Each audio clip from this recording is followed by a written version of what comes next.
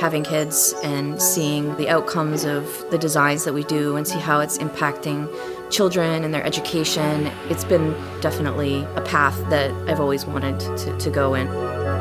As architects, we want to solve problems. We want to create new environments that directly address the problem at hand.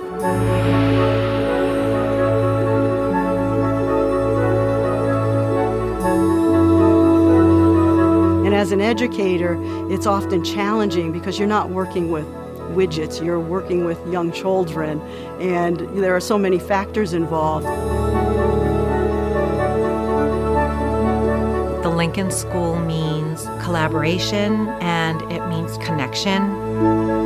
I feel committed to bring this project through to the end, and the reward is getting as close to doing a good job as you can. Good morning, Lincoln School. This is Principal Culmer. Today is Thursday, October 13th, 2022. Please stand for the Pledge of Allegiance. The original Lincoln School was built in 1948 by Lawrence B. Anderson. He was a Modernist architect, which was a very popular style at the time. Down the road is the Gropius House, which is an exemplar of early modern architecture.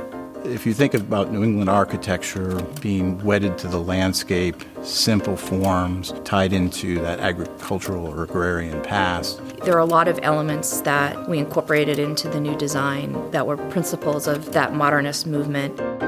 Incorporating daylight into the space and also sun shading devices that helped to control the light and the glare. Solar orientation and passive solar heating. Asymmetrical roof forms that you see when you come upon the campus. Again, a little bit more modern uptake on the barn type of structure or form. This particular school is sited on a ball field, home of the semi-pro baseball team from the 30s into the 50s. It was really important for the community and for the history of the site to actually keep that intact. The Lincoln School is a one-story building. It's in an L shape. It sort of hugs the center ball field. The Smith School and the Brooks School were connected physically, but functionally they operated separately. So really the goal of the project was to create one school and create a heart. And that was when the voice of the community really resonated the most, that they valued the asset of the structure itself. You did not want to see the building torn down, no matter how complicated that might actually ultimately be. It's like open heart surgery. Take all the brick off the building, reskin it, and then recreate the envelope.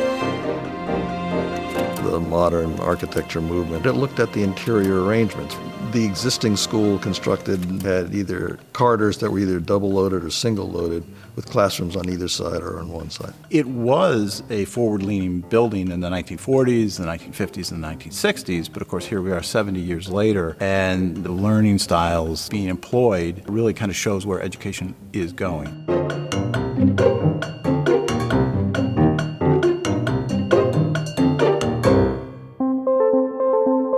First and foremost, the thing that's going to jump out at anybody is the hubs. Our 3rd through 8th grade spaces are a group of classrooms around a common space, a hub. Essentially like extended learning areas. Classrooms actually open up onto them.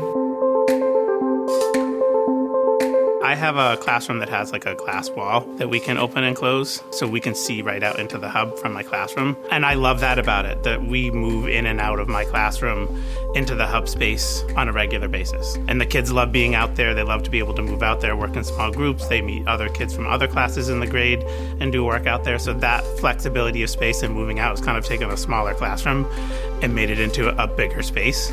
Kids just act and learn differently in that hub environment. It's still the same student-to-teacher ratio, but they're working as a team. Rather than being just a long hall with classrooms on either side, we have collaborative spaces in the hallways. When I walk around the buildings, I see this happening with groups of teachers talking together, and we've really focused that design on creating spaces that bring people together, leading to deeper learning, formal and informal ways of working together. Because as we've learned over the years, students learn in very different ways.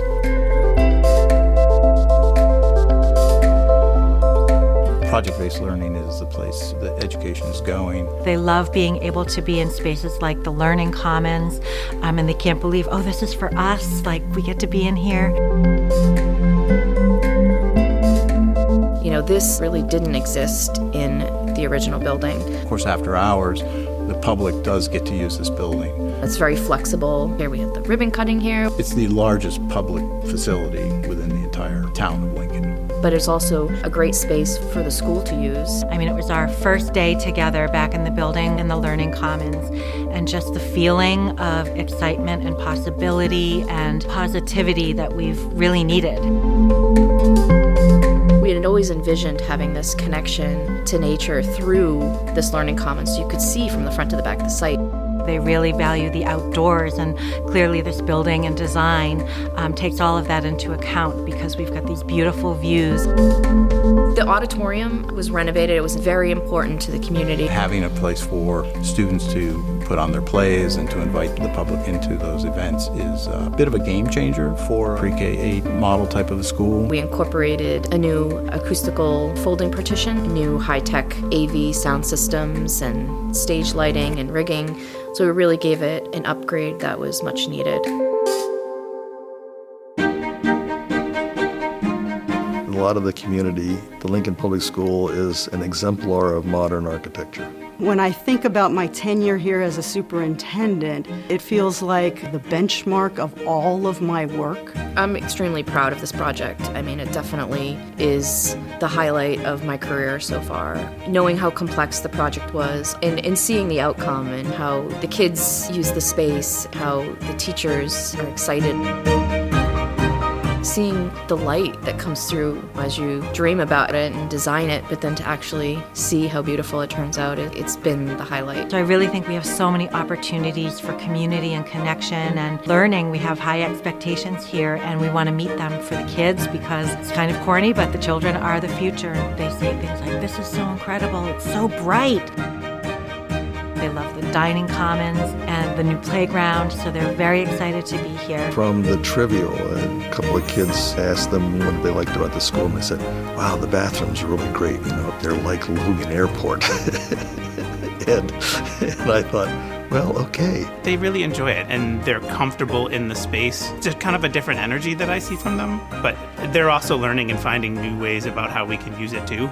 I think the best way I could describe it is kind of just a sense of enjoyment of like, what can we do here?